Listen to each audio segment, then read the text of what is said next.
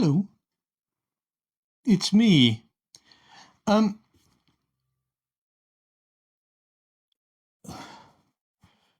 so, the BBC, again. Um, you find me here relaxing with Chilly John Carney. He always produces very insightful content. He's looking out for the normal man, and I include myself in that. And so we're talking about the BBC funding. A bit wishy-washy today, like the weather, frankly.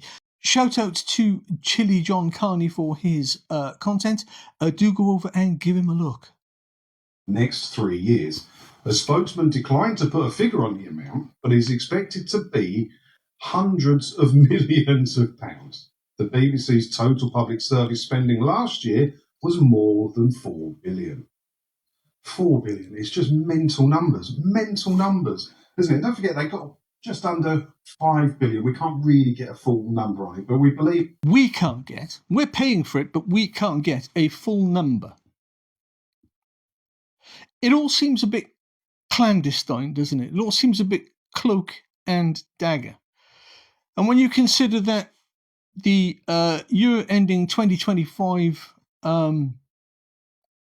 the BBC earned 3.8 billion from the television licence.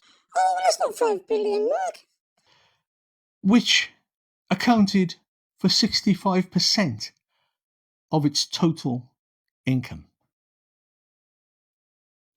3.8 billion, and it's just over half of its total income. I want you to think about that for a moment. Would you like to think with me? Let's think together.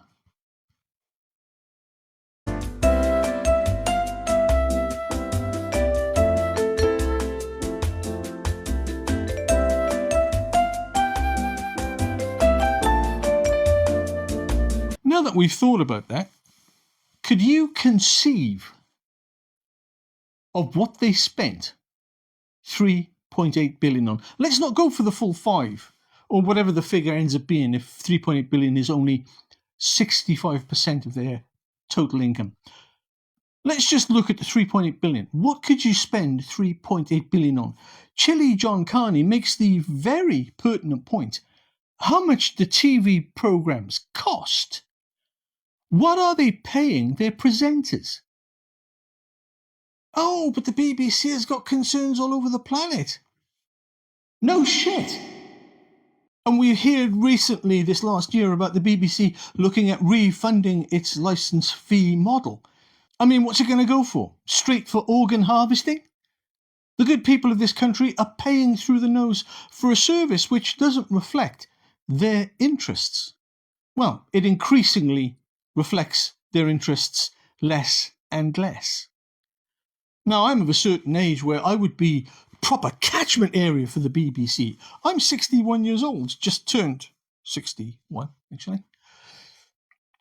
And the BBC would regard me as their number one customer.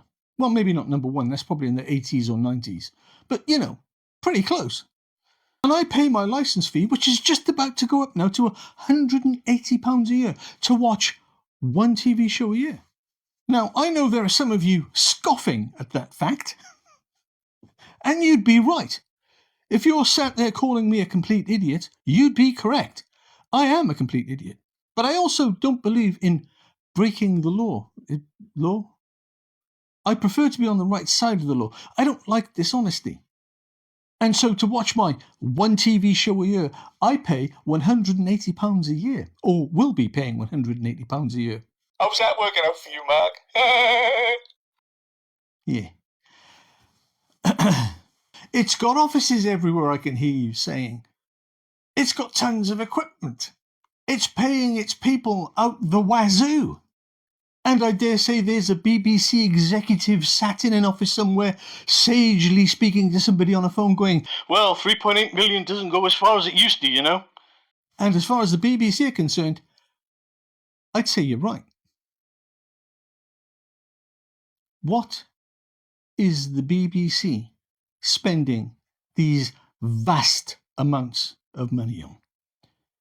The BBC has its fair share of skeletons in the closet and scandals that it's desperately trying to hide away. But the biggest scandal, or at least one of the biggest scandals, is the way it's fleecing the people who pay for the TV licence. And when you consider another point that Chilly John Carney made in his video, much of what the BBC broadcasts now are repeats. Is it paying itself to show repeats? Well, frankly, nothing would surprise me at this point. I've often witted on at length in some of these videos about how I think the BBC is just an arm of the government, specifically propaganda, and how the British state uses the BBC to tell its populace that everything's fine. It's fine. Don't worry. Just sit down, have a cup of tea. Auntie will look after you.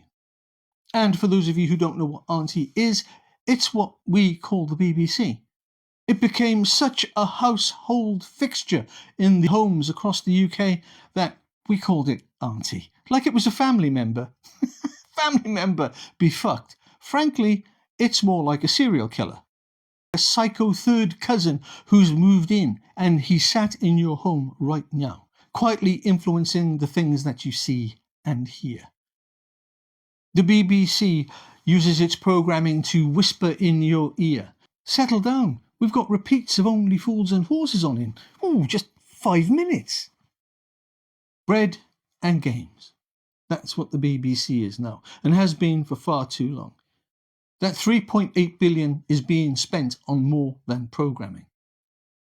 And if there were to be a full and open inquiry into the BBC, its finances and its spending, you can bet your bottom dollar it wouldn't all be about the Vicar of Dibley reruns. There is no doubt the BBC does pay far too much for what it does. But even taking that into account, 3.8 billion? Now, do remember, that's a year. That's 12 months. 3.8 billion in a year. And with all the obvious corruption now, which is only barely hinted at, the various scandals from its various historical presenters is only the tip of the iceberg. The BBC just recently underwent a massive cost-cutting exercise, and I wonder why that might be. Trump. If Trump's lawyers have any brains at all, they will start to understand very clearly as they look into this that pundits like myself and the venerable Chilly John Carney are talking about issues which are rotten. And if the Trump lawsuit has any teeth at all, it should really expand on the discovery process.